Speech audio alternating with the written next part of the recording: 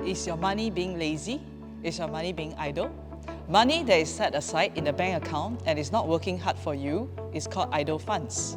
I'm Joanne Lai, your Extensive Wealth Educator, and I'm here to deliver to you your wealth tidbits that can help you to grow your wealth. When we have too much money in idle funds, it is losing out to inflation. While inflation is scary, stagflation is even more scary.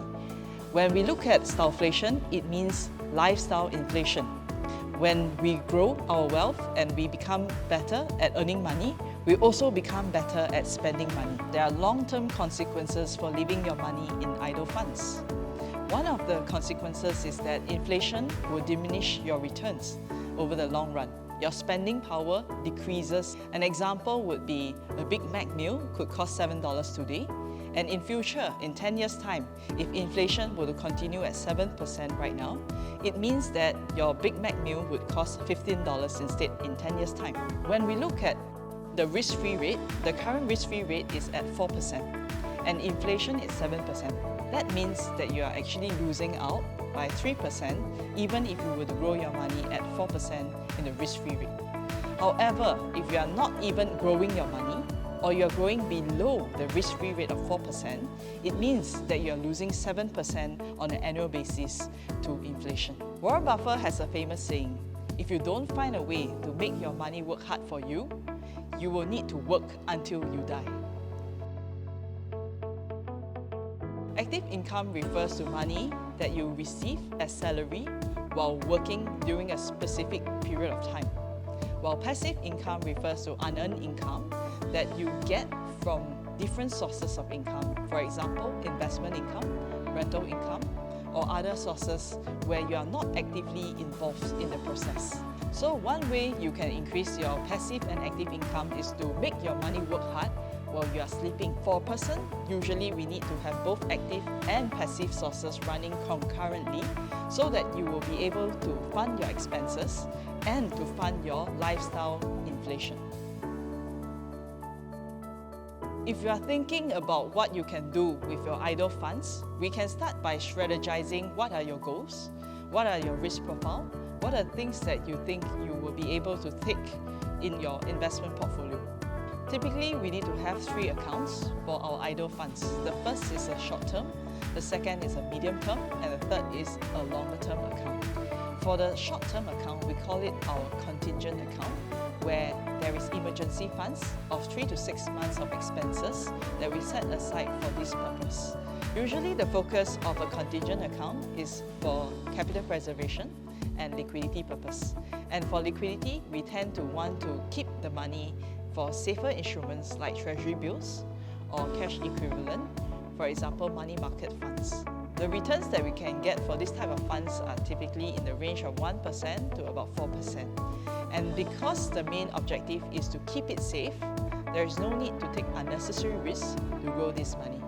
The second account is what we call a medium-term account, where we focus on things like marriage funds, education funds, or even medium-term goals that we have set aside for mortgage. For this type of account, people will want to be able to grow it at a slightly higher rate of return, but they wouldn't need to take unnecessary risks. Examples would include moderate risk funds, like balance funds, where there is a percentage of bonds and a percentage of equities that will cause the return to be slightly higher, but yet at the same time, they are able to generate decent returns to fund the purpose that they have set aside for. The third account is for longer term, and the third account is usually referring to our retirement account, where we put it aside for longer term goals that we do not need in the short term, but we focus on the longer run, where it will feed us on a monthly basis passive income that will support our lifestyle for the rest of our life. And there is this thing called the rule of 100. The rule of 100 refers to 100 minus the age that you have, and that will determine the percentage in stocks allocation that you can put in so that it will help you to achieve your goal for the longer term. For example, if you are 20 years old right now, you take 100 minus 20. This is an example of 80 that you can put 80% into equities. Of course, this may not apply to everybody, so you would probably have to seek professional advice if you want to understand about your own personal risk profile and how it will apply to you and how it will help you to achieve your goals. When I first started saving up for my own retirement, what I did is that I set aside money for a paycheck and a playcheck. So a paycheck refers to something where there's regularity of income, where I will get certainty of income regardless of what the market situation is. When I first started, I wanted to make sure that I could have enough money to cover my fixed expenses. My fixed expenses would refer to things like phone bills, like $50 or $100 per month. And over the years, I increased the amount of passive income that I could earn. For example, if I have $1 million growing at 4%, I will get $40,000 a year just passive income alone. So the other account that I wanted to create was the paycheck account, where it will encompass this thing called the variable expenses. Variable expenses refer to money that I will need to spend for luxury items or even for travel expenses.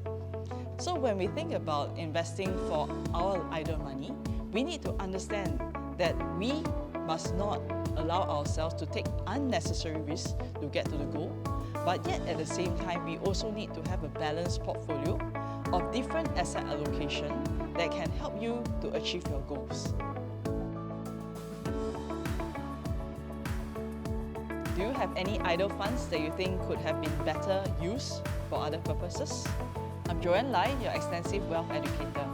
Follow us for more financial tips and comment down below if you have any questions.